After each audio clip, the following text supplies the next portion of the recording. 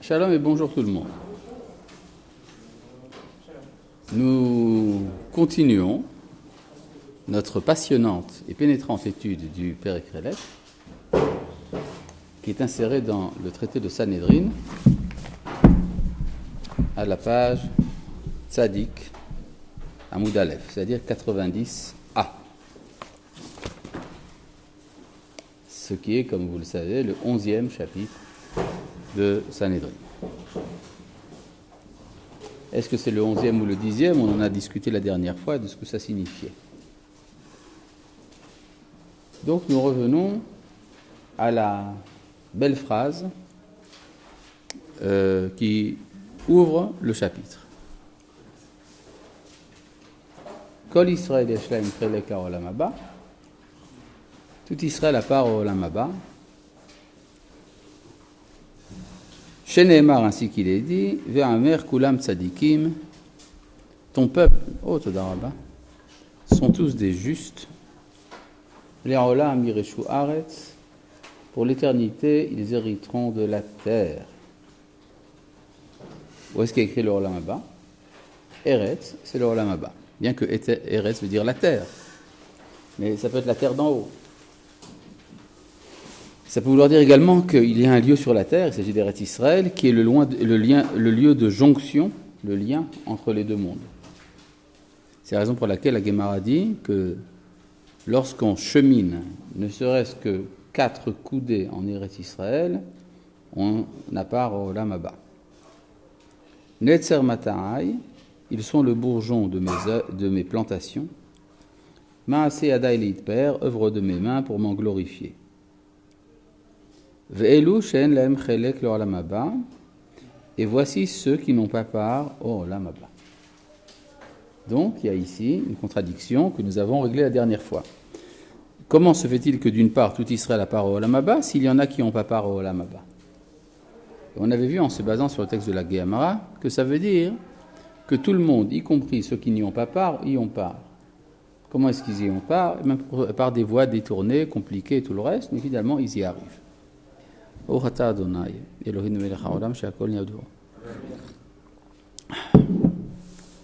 Et donc, il y a ici une participation au olam haba qui est, ou bien on peut, par malheur, ne pas participer au olam haba, et le problème de savoir, mais pourquoi?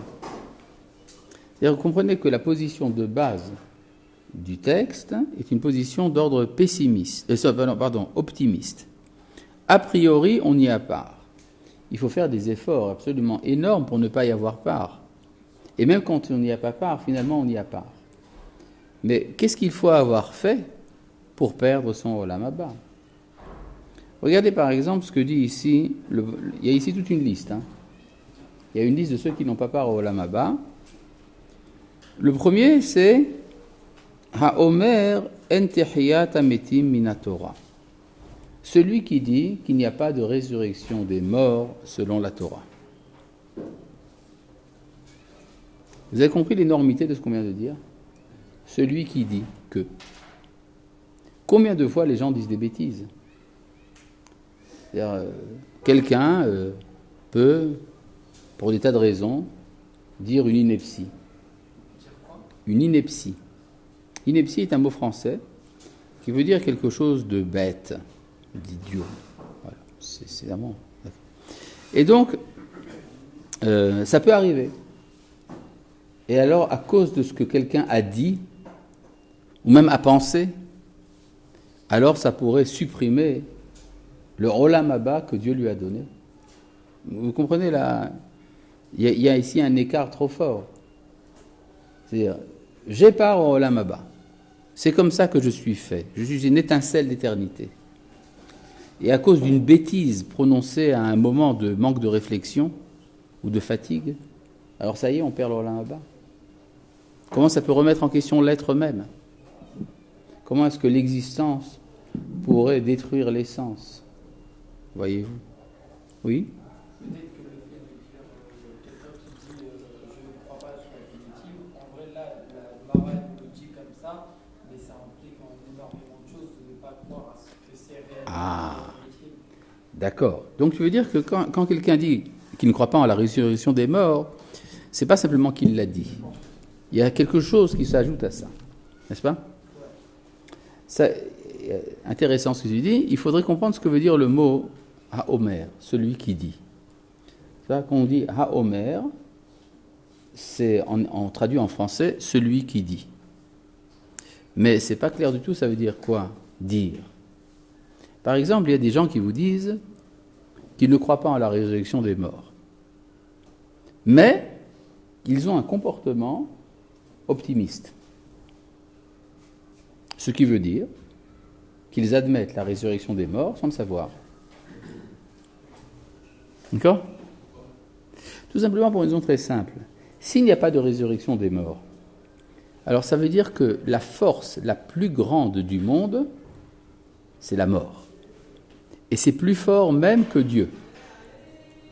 Parce que Dieu donne la vie, mais finalement, c'est la mort qui l'emporte. Hein? C'est Dieu qui donne la mort aussi. Alors c'est encore plus grave. Ça voudrait dire que Dieu, qui non seulement donne la vie, préfère la mort à la vie. C'est-à-dire que finalement, ce qu'il y a de plus puissant au monde, c'est la mort. Et donc si tout disparaît, si tout meurt un jour, alors ça voudrait dire qu'il n'y a en fait pas d'espoir. Il n'y a pas de sens à ce qui se passe. Et donc, si on croit dans quelqu'un qui donne la vie au monde, ça implique obligatoirement la résurrection des morts. Oui. Mais après la mort, qui nous dit que c'est pas, il n'y a pas un autre truc? Parce que nous, on ne peut pas savoir ce qu'il y a après la mort. Mais ça se trouve, après la mort, il y a d'autres sortes de vie. Donc en fait, c'est pas, nous, on appelle ça la mort aujourd'hui, mais peut-être c'est une naissance pour ailleurs. D'accord. Mais dans ce cas-là, ça voudrait donc dire qu'il y a une partie de notre être qui a sa survie, on peut dire l'âme, tandis que la vie terrestre, elle ne sert à rien, parce que finalement, elle sera finie un jour.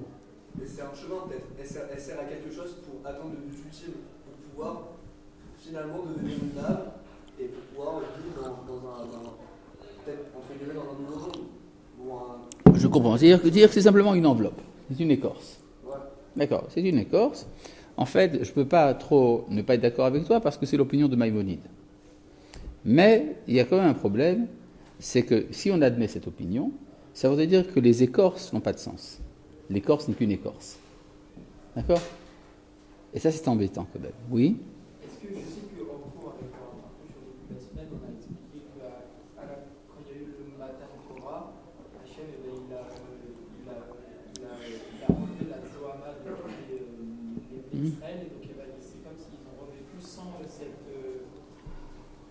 ça. Voilà. C'est-à-dire que au moment du matin Torah, quand ils ont reçu la Torah, ils étaient tous immortels. Et donc on pourrait considérer le fait qu'ils soient redevenus tous immortels comme une kriyat hametim parce qu'ils étaient tous voués à vivre avec ça. Alors est-ce on pourrait considérer que quelqu'un qui dit qu'il ne croit pas à kriyat hametim, c'est quelqu'un qui ne croit pas au matin Torah? On peut dire. C'est-à-dire, mais j'élargis encore plus. C'est-à-dire, le matin de Torah est un événement particulier. Mais refuser la kriyat hametim, ça veut dire refuser qu'il y ait un sens. D'accord? Or, il y a beaucoup de gens sur Terre qui pensent qu'il y a un sens à la vie. Ça veut donc dire que, même s'ils n'ont pas réfléchi jusqu'au bout, ils admettent la kriyat hametim, la résurrection des morts.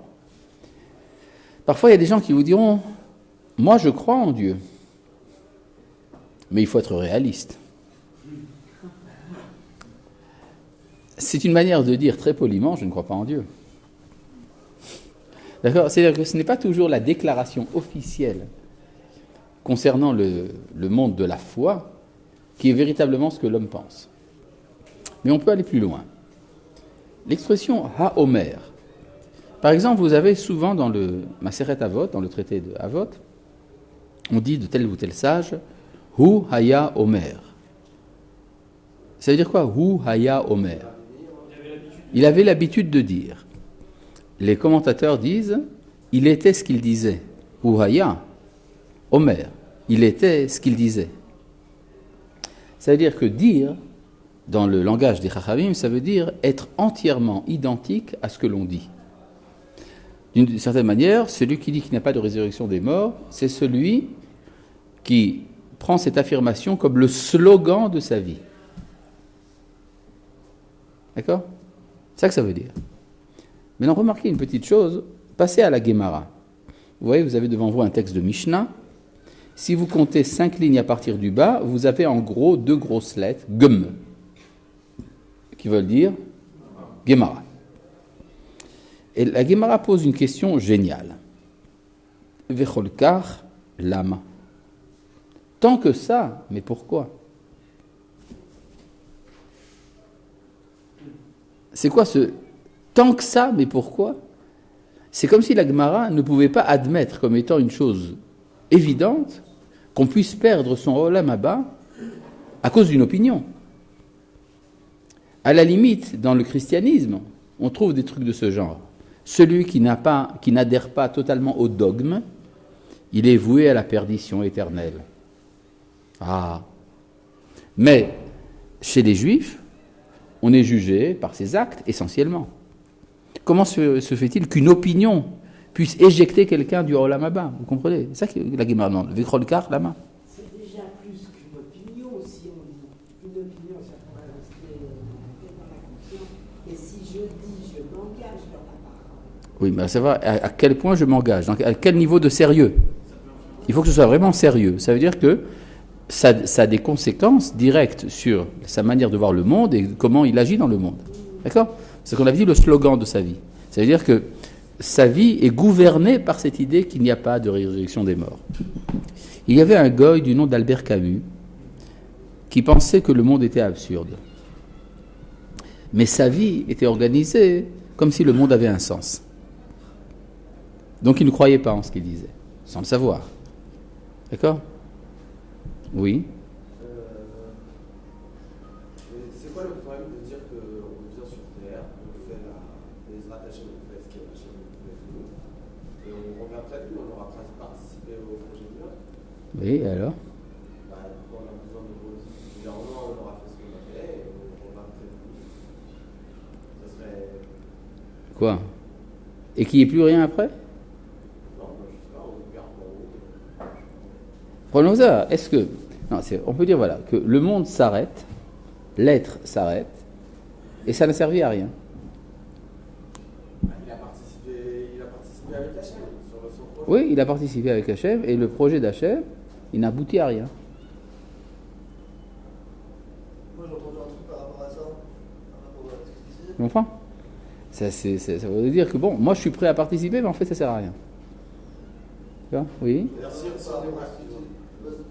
Si on n'est pas participant à la fin dans le projet, si on n'est pas là. Si le projet n'entraîne pas à l'éternité,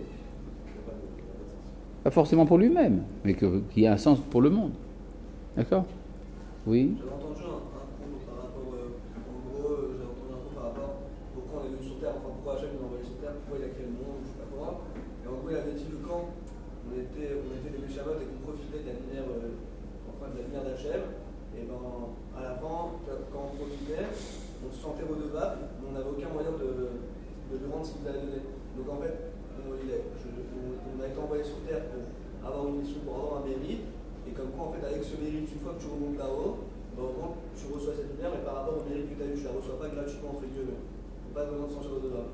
Et donc c'est pour ça qu'on a été envoyé sur Terre, un truc comme ça. Donc, Ouais. En fait, c'est ce qu'il dit. Il dit qu'à la fin, quand il n'y aura plus rien, il n'y aura plus d'air. En fait, c'est juste pour avoir un mérite là-haut après. Je lui ai demandé s'il y avait quelque chose là-haut. Il m'a dit non.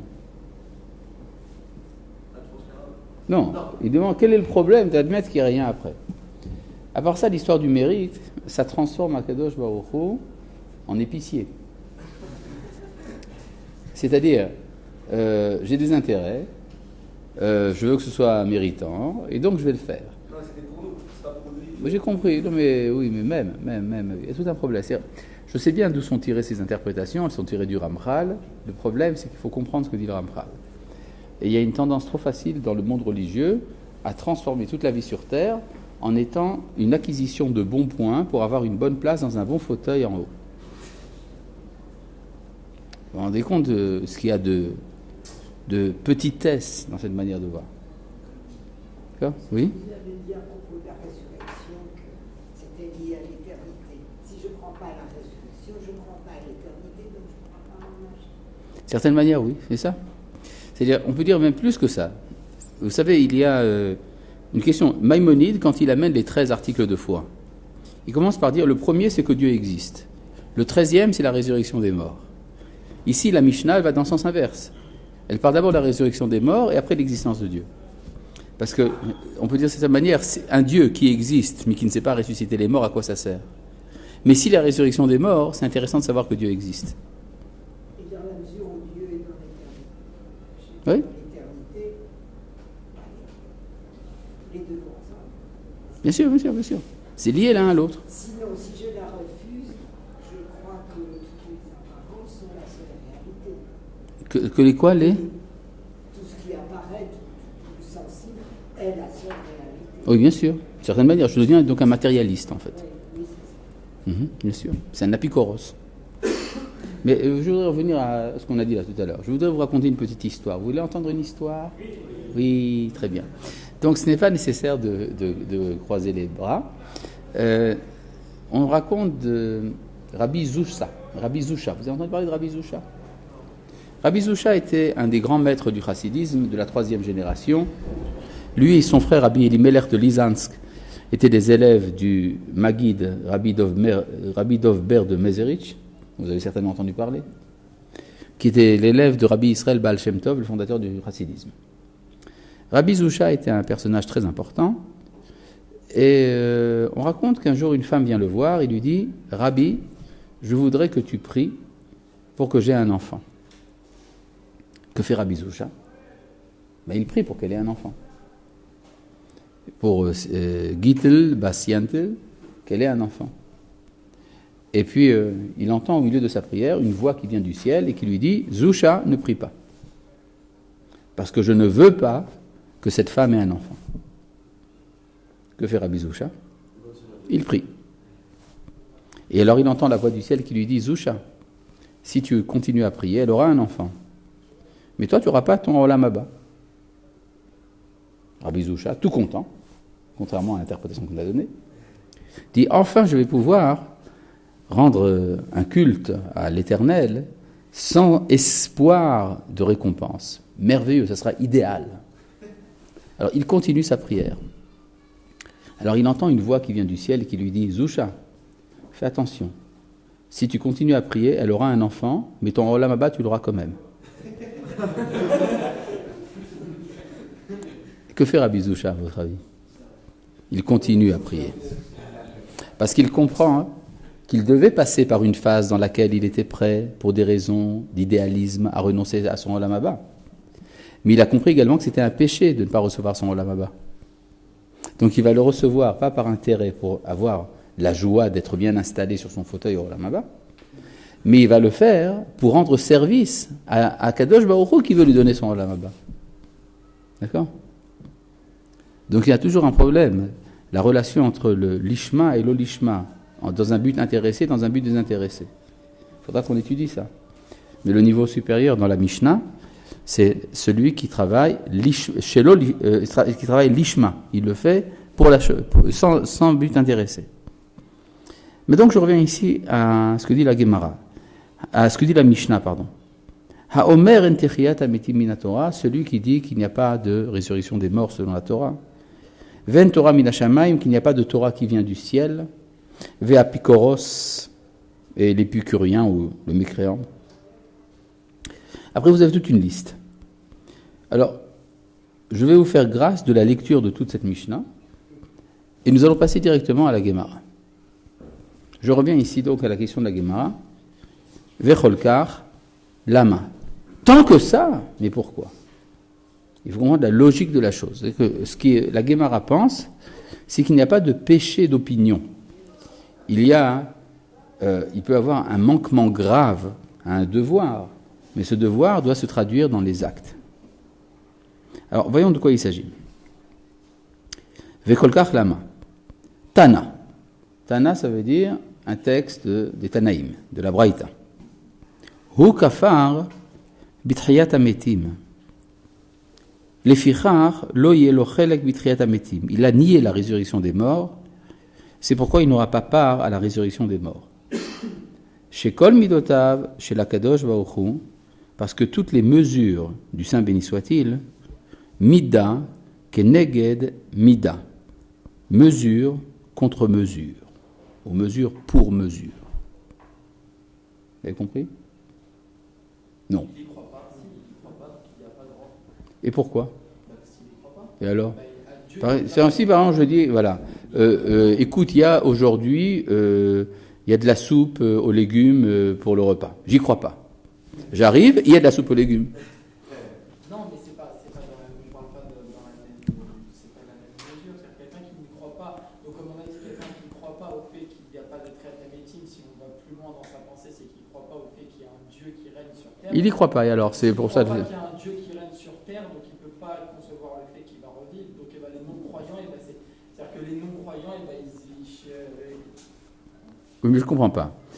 S'il est non-croyant, est-ce qu'il a raison ou est-ce qu'il se trompe? Parce que quand tu dis qu'il n'aura pas part à la triat amétime, ça veut dire que tu lui donnes raison. Non, je lui donne pas. Et il dit qu'il n'y a pas de triat amétime, il dit... Non, je ne lui donne pas le mérite de lui prouver. Pourquoi est-ce qu'il devrait mériter? Non. Pourquoi est-ce qu'on devrait... Une seconde. Pourquoi est-ce qu'on devrait mériter la vérité? Non, Par exemple, est-ce que la Terre est ronde ou plate? Ceux qui croient que la Terre est ronde, eh bien pour eux la Terre est ronde. Mais ceux qui pensent que la Terre est plate, eh bien pour eux la Terre est plate. C'est pas vrai. Même ceux qui ne croient pas que la Terre est ronde, pour eux la Terre est ronde quand même. N'est-ce pas? Si quelqu'un ne croit pas en Triat Amétim ou ne croit pas en Dieu, ça n'empêche pas que Dieu existe et qu'il y aura Triat Amétim. Donc pourquoi est-ce qu'il serait évacué de Triat Amétim parce qu'il n'y croit pas? Vous avez compris la gravité de la question? C'est trop facile de dire, puisqu'il n'y croit pas, il ne mérite pas. Qui a dit qu'il faut mériter? Oui. Si il ne croit pas, c'est qu'il ne veut pas y croire. Et alors? Il ne veut pas y croire, c'est directement touché dans son essence. C'est-à-dire qu'il Ah. ne fait pas partie de... Ça veut donc dire qu'une certaine manière, il s'est coupé de ça. Comment il s'est coupé? Alors c'est une très belle expression. Il y a une expression, Mida keneged Mida. Mida, ça veut dire une mesure. C'est quoi une mesure? Prenez l'image d'un récipient mesureur.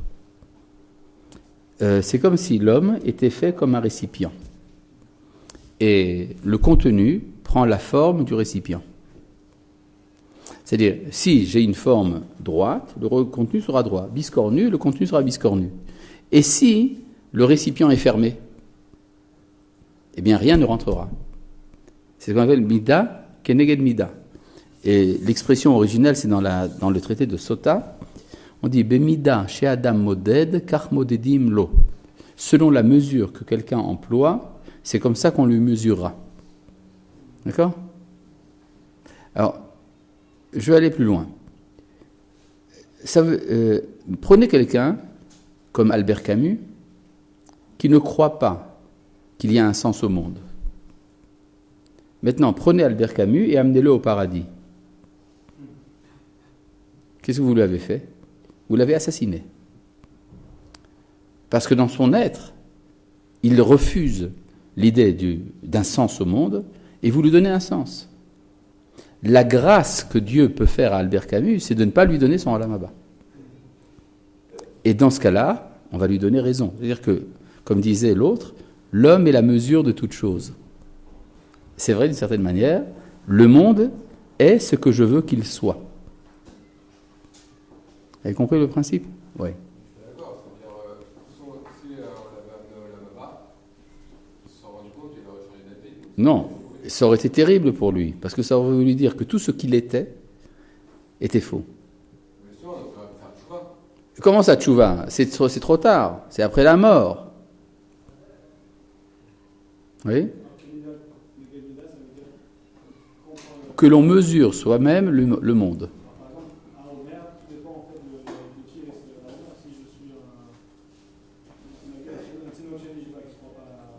Non, le problème, c'est savoir qu'est-ce que c'est être à Homer. C'est tout un problème. Le Tinok chez Nishba, c'est parfois... Ça veut rien dire, le Tinok chez Nishba. Parce qu'on peut avoir des opinions que l'on pense être les siennes. En général, les opinions que les gens ont sont très loin d'être les leurs. Parce que le c'est que Homer, il n'a pas son acte. Oui, mais ça, c'est le problème. Bon, mais ça, c'est le problème du Gilgoul. Il a été comme ça dans ce Gilgoul-là, il passera à un autre. Ça, c'est un... Ce que je veux dire, c'est que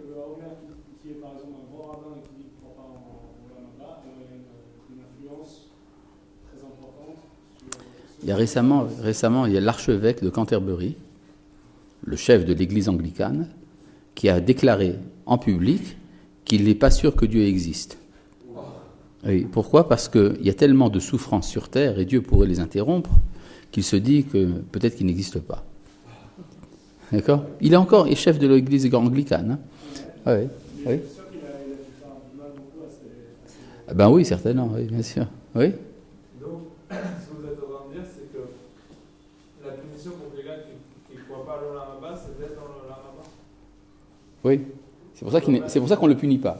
Donc, en fait, C'est-à-dire, c'est intéressant. il y a Non ? une contradiction dans la Mishnah. C'est-à-dire, donc, toi, Oui, mais justement, ce que ça veut dire, c'est très important ce que tu viens de relever, c'est qu'il n'y a pas dans la Torah de châtiment. Il n'y a pas de punition.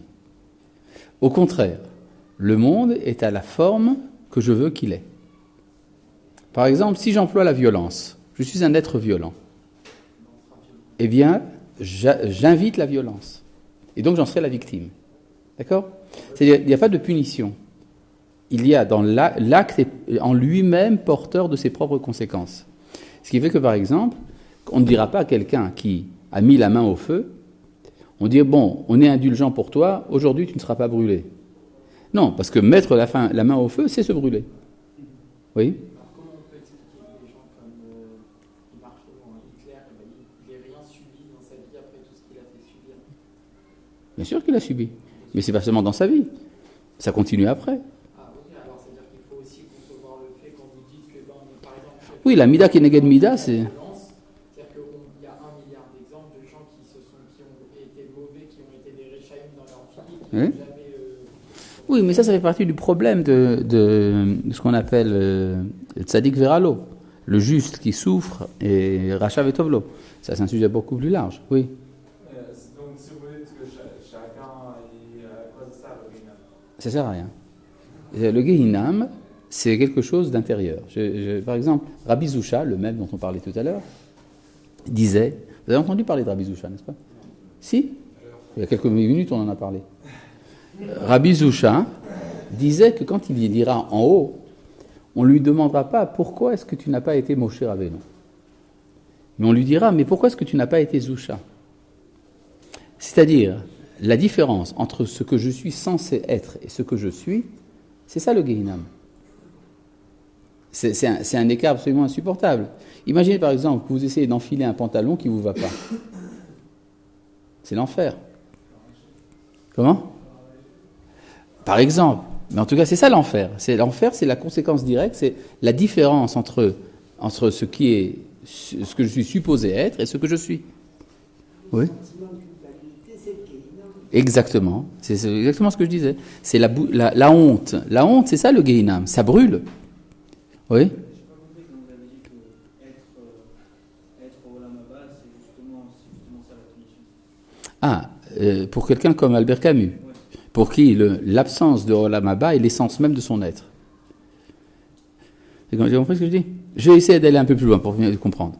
Il y a un des maîtres du chassidisme du nom de Rabbi Tzadok de Lublin. Vous avez entendu parler de Rabbi Tzadok de Lublin ? Oui. Génial. Très bien. Eh bien, Rabbi Tzadok de Lublin, quand il a lu ce texte de la Gemara, il l'a lu à l'envers. Parce que dit la Gemara ? Elle dit « Hu kafar bitriat ametim, lefichach lo yelo chelek bitriat ametim » Parce qu'il a nié la résurrection des morts, c'est pour ça qu'il n'aura pas part à la résurrection des morts. Eh bien, Rabbi Tzadok de Lublin disait cette phrase à l'envers. Il disait, c'est parce qu'il n'a pas part à Triat Ametim qu'il a nié Triat Ametim. Ah bah oui, c'est comme vous avez dit, le Gehinam, c'est l'écart entre ce... Oui, mais là, ça va beaucoup plus loin. Ça veut dire, c'est parce que dans son être, il refuse qu'il ne peut pas y avoir part. Il n'y a, et ben en fait, ça veut dire que dès le départ, il n'y a pas part. Il n'a pas part à Triat Ametim. C'est pour ça qu'il a nié. Sa négation de Triat Ametim n'est pas un accident. Pourquoi il n'aurait pas le droit dès le départ ? Hein ? Pourquoi dès le départ, il n'aurait pas le droit ? Non, dès le départ, il n'y participe pas. Ce n'est pas une question de droit ou pas droit. C'est contraire à ce qu'il est. Pourquoi il est comme ça ? Ah, pourquoi il est comme ça c'est un mystère. Pourquoi est-ce qu'on est ce que l'on est ? C'est vraiment un mystère. Par exemple, il y a un personnage qui apparaît souvent dans la Bible, c'est le Letz, le moqueur. Le Letz. Or, le moqueur, la Gemara ne dit même pas qu'il n'a pas part au Olam Haba, parce qu'il a déjà refusé le Olam Hazé. C'est-à-dire, le moqueur est dans une sphère tout à fait étrangère à tout ce qui peut avoir un sens. Alors, pourquoi est-ce qu'il est moqueur ? Difficile à savoir. D'accord ? Mais ça c'est des questions qui reviennent aux considérations sur les Gilgulim et toutes ces choses-là. D'accord ? Oui. Tout à l'heure, on a dit que le Geinam, ok, on a un idéal, et en fait, on se rend compte de l'écart qu'il y a entre nous et ce Oui, oui. Mais alors, on va avoir un sentiment de culpabilité. Mais ce sentiment, il va nous brûler. Enfin, non, mais ça va être instantané, et après, ça va partir, non ? C'est pas dans le temps. Ça se mesure pas dans le temps, ces choses-là. Alors, pourquoi on a dit que... C'est par rapport à nous que c'est dans le temps. Oui ? Ça marche pour quelqu'un qui est bon, c'est-à-dire ne pas avoir tout accompli, là ça va du mal, mais un rachat, ça va être quoi son idéal ? Très bonne question. Le rachat découvre un jour que son échelle de valeur est inversée. Il s'est trompé d'échelle de valeur. C'est-à-dire, le rachat a une échelle de valeur inverse de celle du tzaddik. Et il découvre que l'échelle de valeur véritable, c'est celle du tzaddik. C'est ça son Geinam. Quoi ? Oui, il y a... Hein. Bon, là tu vas m'obliger à rentrer dans Tehilim. Au début de Tehilim, il y a... Vous connaissez le premier chapitre. Ashrei Aish, bienheureux l'homme, Asher lo halar ba'atzat reshaim, qui n'a pas été dans le conseil des méchants. Uvderer hattaim lo amad, il ne s'est pas arrêté dans le chemin des pécheurs.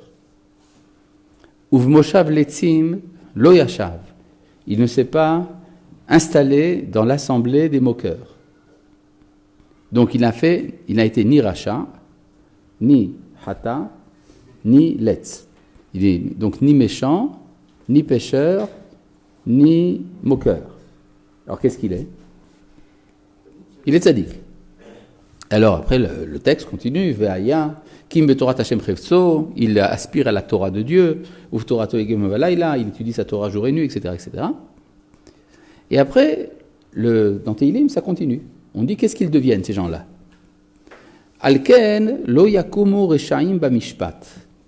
C'est pourquoi les reshaim ne se relèveront pas du tribunal, enfin du jugement. Pourquoi ? Qu'est-ce qu'il y a chez le rachat ?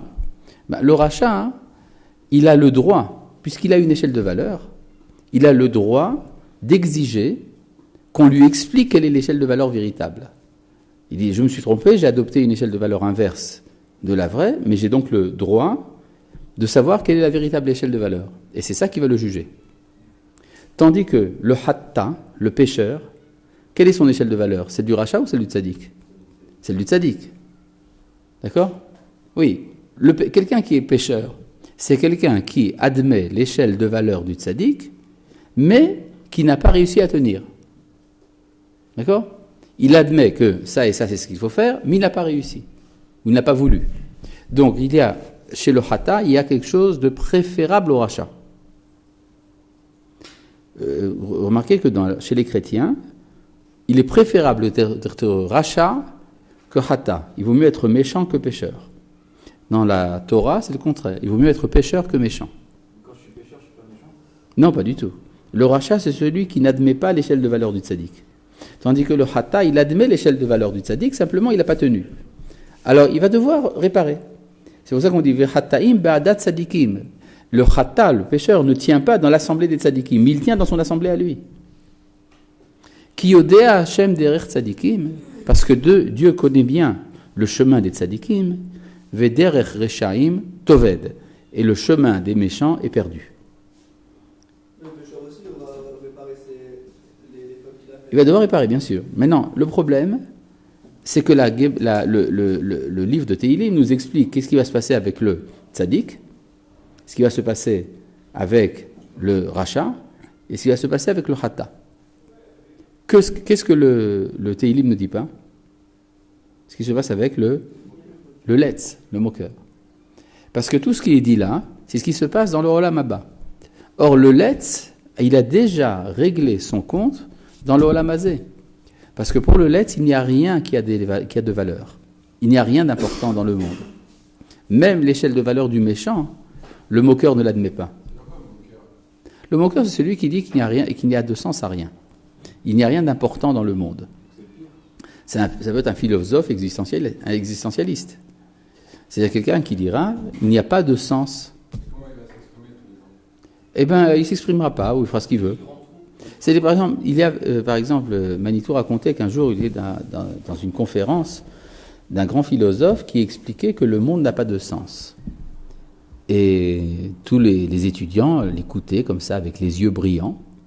Ils écoutaient un discours très brillant qui explique que le monde n'a pas de sens. À la fin du discours, un élève s'approche du conférencier pour lui poser une question. Il dit « J'ai pas le temps parce que je dois prendre mon chèque au secrétariat. » Ce qui veut dire qu'il y a quand même un sens à quelque chose sur Terre. D'accord ?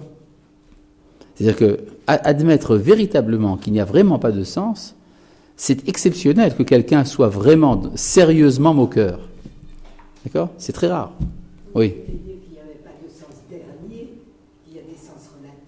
Oui, mais dire des sens relatifs, c'est pas de sens du tout. Oui. Oui.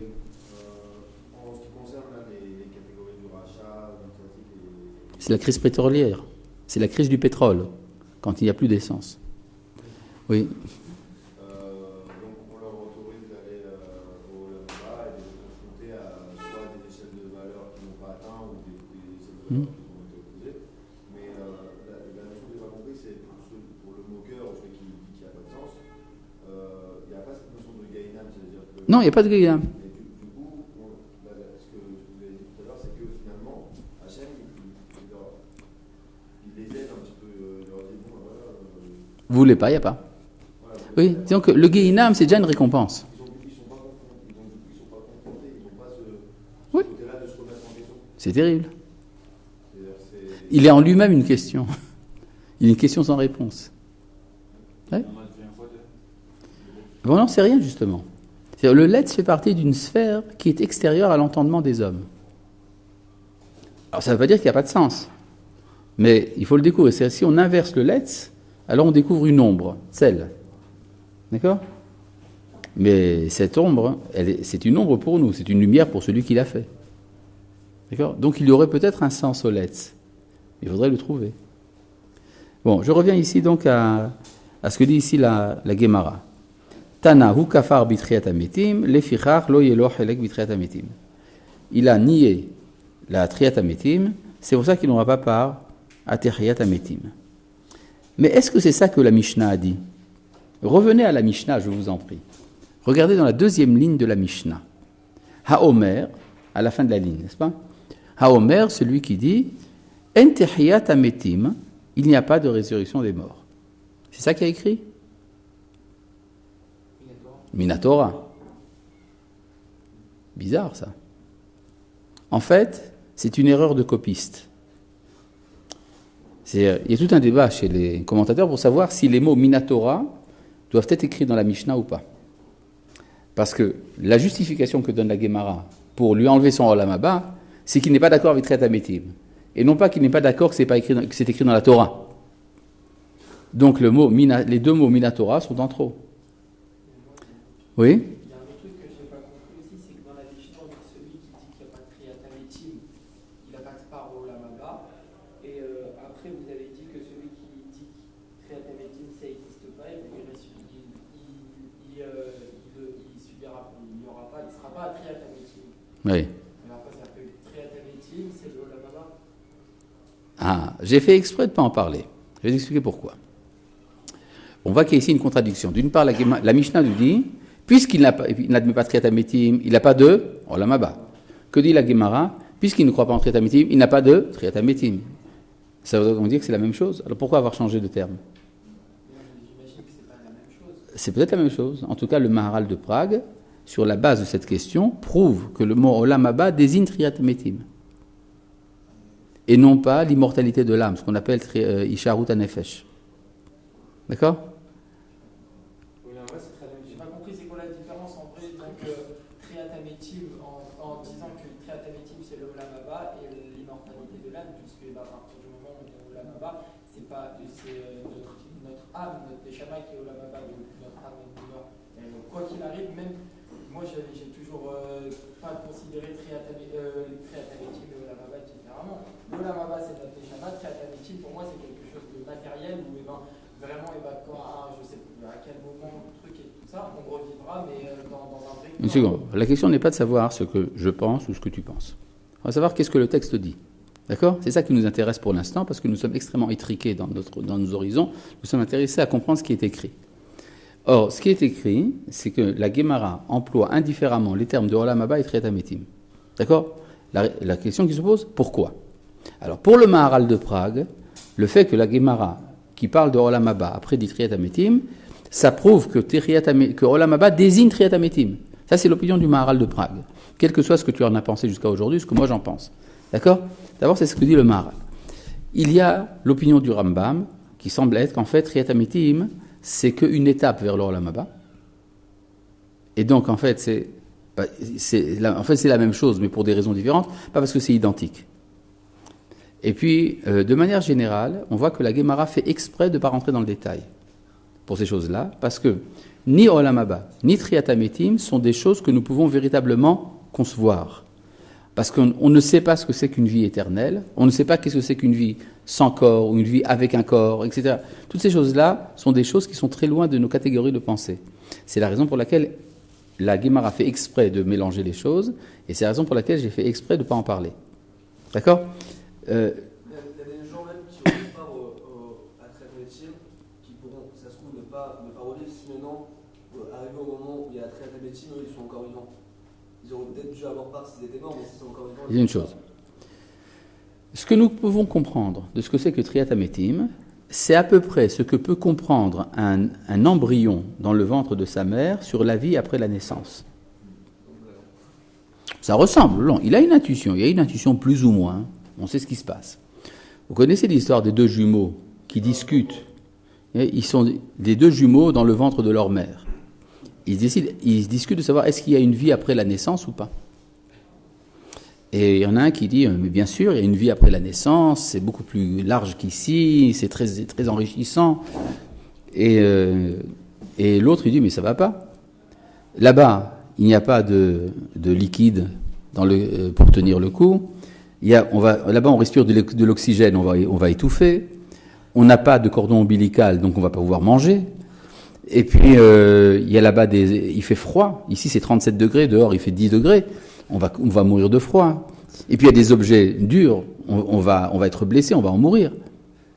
Et d'ailleurs, on voit bien que tout ce qui tombe dans ce trou noir au fond ne revient jamais. Après 9 mois, c'est le moment de sortir. Et alors, celui qui croit en la vie après la naissance sort. Et on dit, ah, Mazal Tov, il ressemble à son oncle. Et tandis que l'autre dit, moi je ne suis pas fou, je reste là. D'accord ? Mais non, vous comprenez que ça ressemble un peu à ce que nous disons, c'est que la mort... Non, mais il va rester. Alors il va étouffer. Il sera avorton. Il sera avorté. D'accord ? Mais ce que ça veut dire, c'est que l'entendement de ce que contiennent ces catégories d'êtres, Triatamétim, Olam Haba, sont des choses qui dépassent notre entendement énormément. Alors on peut dire qu'on a une intuition, un peu comme l'embryon sait qu'il a vers où aller. Mais plus que ça, il ne comprend pas. Il comprend pas grand-chose. Parfois, on met de la musique classique à côté du ventre de la maman pour lui faire plaisir. Vous connaissez ces trucs-là. Alors il ressent quelque chose. D'accord ? Alors c'est ça que nous avons par rapport à ces choses-là.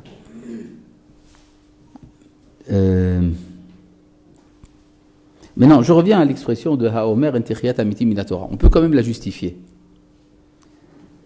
Haomer en Triatamétim minatora, je prends ici la deuxième ligne de la Mishnah. Celui qui dit qu'il n'y a pas de résurrection des morts de la Torah, ça peut vouloir dire la chose suivante. C'est celui qui n'est pas capable par sa Torah de faire ressusciter les morts.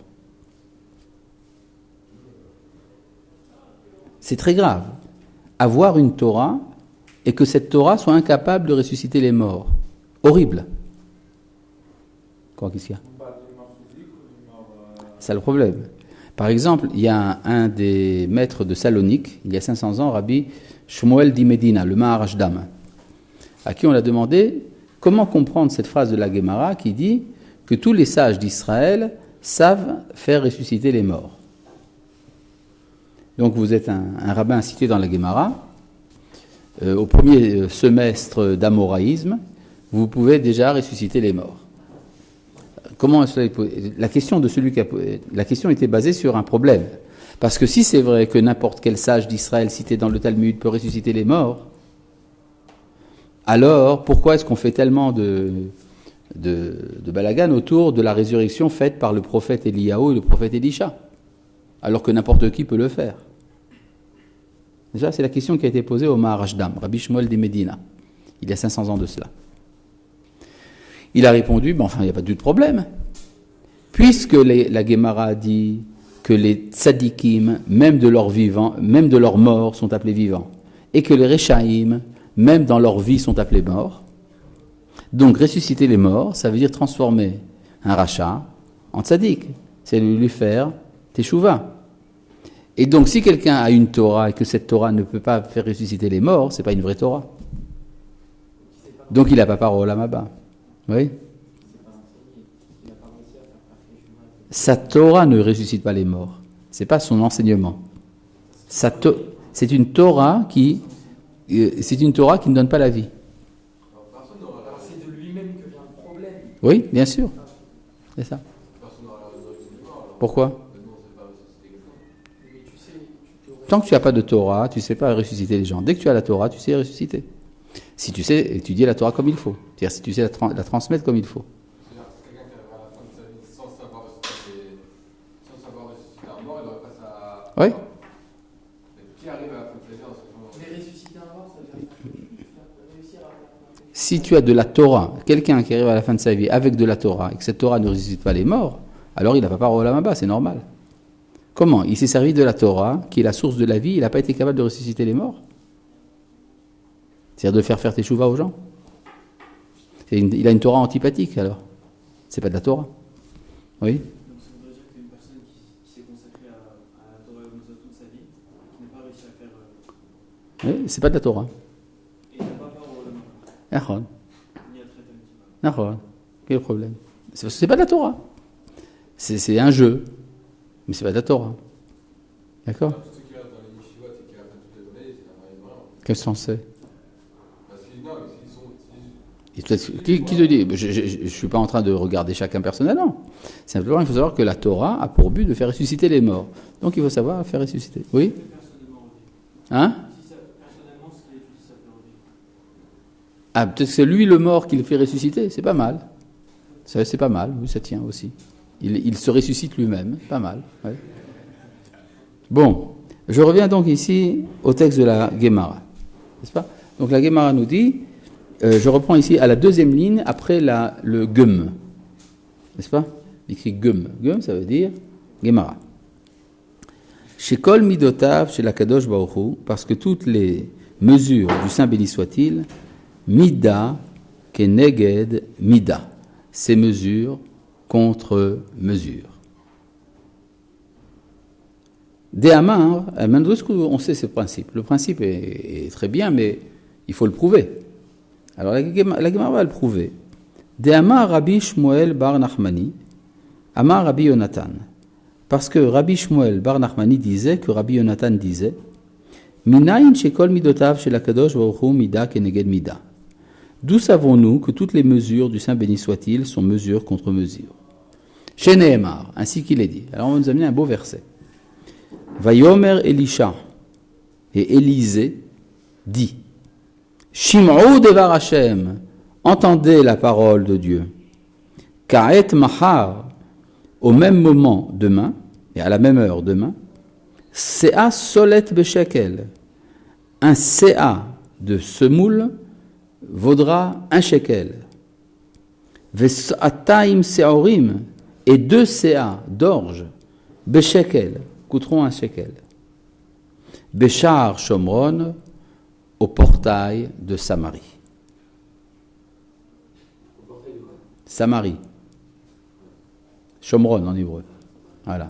Ça peut arriver à tout le monde. Ça m'arrive à toi. Bon.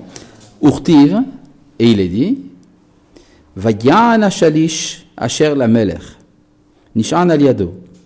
Et le fonctionnaire du roi, sur lequel le roi s'appuyait, répondit, et Isha Elohim à l'homme de Dieu.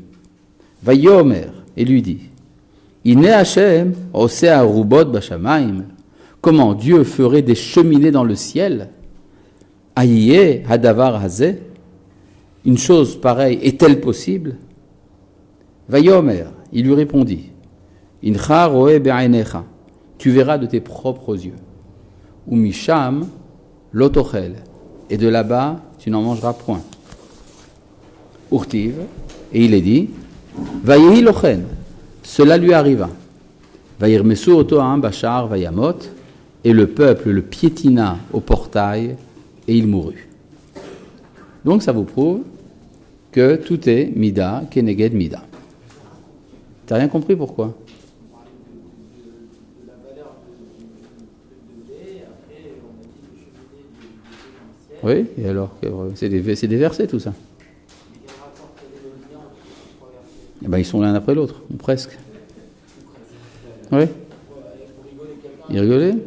Parce qu'ils sont persuadés qu'ils connaissent l'histoire. N'est-ce pas? Dont il est question ici. Vous connaissez l'histoire dont il est question ici? Alors pourquoi vous rigolez? Hein? Non, c'est lui qui a raison. Vous rigolez comme si vous saviez de quoi il s'agit. Hein? En fait, vous ne savez pas. C'est lui qui doit rigoler maintenant. Très bien. Non. C'est dans le livre des rois. Dans le livre des rois, dans Melachim, il est question là-bas du siège de Shomron. La ville de Shomron était la capitale d'Israël à l'époque, enfin du royaume d'Israël, le royaume du Nord. Et il y avait un siège prolongé par l'armée araméenne. Dans la ville, les gens mouraient de faim. Ils mangeaient les cadavres de leurs enfants. Bref, c'était absolument terrible. Et le prophète Élisha dit au roi, enfin il se tient sur la muraille, il dit, ne vous en faites pas, à la même heure, le blé coûtera des clopinettes. D'accord? Vous aurez un CA de blé, de semoule de blé, pour 1 shekel, le shekel de l'époque c'est quelque chose comme 20 shekels d'aujourd'hui, et l'orge vaudra 2 CA de l'orge, ça vaudra 1 shekel. À la même heure qu'aujourd'hui, mais demain. Alors le préposé du roi, le chalish, dit à Élisha, ça ne va pas la tête, comment est-ce que le blé va venir? Est-ce que Dieu va faire des cheminées dans le ciel? D'accord? Ça, c'est la question posée par le préposé. Et alors, Élisha lui répond, tu le verras de tes propres yeux et tu n'en mangeras pas. Qu'est-ce qui se passe? Entre-temps, il y a des sons de cors et de trompettes entendus par les armées ennemies. Et ils ont l'impression, par erreur, mais ils ont pensé qu'il y avait des armées égyptiennes et des armées hittites qui étaient venues à l'aide du roi d'Israël. Et donc, ils ont pris la fuite. Ils ont pris la fuite en abandonnant leur campement. Et il y a 4 lépreux qui étaient à la porte de Shomron, qui se rendent dans le campement des Araméens, qui découvrent que le campement est désert, avec toutes les provisions. Ils reviennent à la ville. Dans la ville, on apprend la chose, on sort, et effectivement, le blé vaut 1 shekel, etc. Maintenant, au moment de sortir vers le campement des Araméens, le peuple piétine le préposé du roi, qui s'était mis à la porte pour empêcher les gens de passer. Il a été piétiné, il est mort. Donc il a vu ce dont parlait Élisha, il n'en a pas mangé. D'accord? C'est-à-dire, comme il a dit que c'était impossible, donc il a vu, mais il n'en a pas mangé. Donc mida, keneged mida. C'est ce que dit ici la Gemara. Bon, alors, c'est pas clair du tout cette histoire. Qu'est-ce que ça veut dire? C'est de là qu'on le prouve. La Gemara n'est pas d'accord, elle dit tout de suite. Vedilma, mais peut-être qu'il est là, Elisha Garmalé. C'est la malédiction d'Elisha qui a été la cause de sa mort. Pas parce qu'il y avait mida, keneged mida. De Amar Rav Yehuda, parce que Rav Yehuda disait, Amar Rav au nom de Rav, qu'il est là, tracha, mafilu al-chinam iba. Une malédiction portée par un sage, même gratuitement, elle vient. Alors comment est-ce qu'on sait que c'est mida keneged mida? La réponse, imken, si c'était vrai, l'irtov kra, le verset aurait dû dire, vaïr mesuhu vayamot, ils l'écrasèrent et il mourut. Mais il y a écrit, ils l'ont écrasé à la porte. Maï Bachar, pourquoi écrit à la porte? Al-Iskeshar, à cause de ce qu'il avait dit à la porte.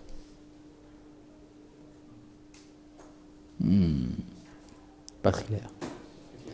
On va vous répondre. C'est quoi cette histoire de cheminée dans le ciel?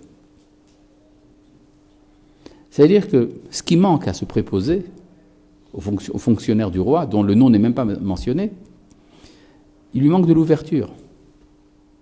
Donc ce qu'il n'a pas, il n'a pas de cheminée, lui. Il n'a pas de cheminée, il n'a pas d'ouverture vers le ciel. Donc c'est lui qui se tient à la porte, c'est la même chose. Il empêche les ouvertures. C'est parce qu'il est fonctionnaire.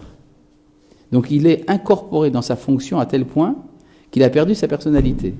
Incapable d'ouverture, il en est victime. Vous avez compris le principe? Bon, c'est tout pour aujourd'hui. Shalom.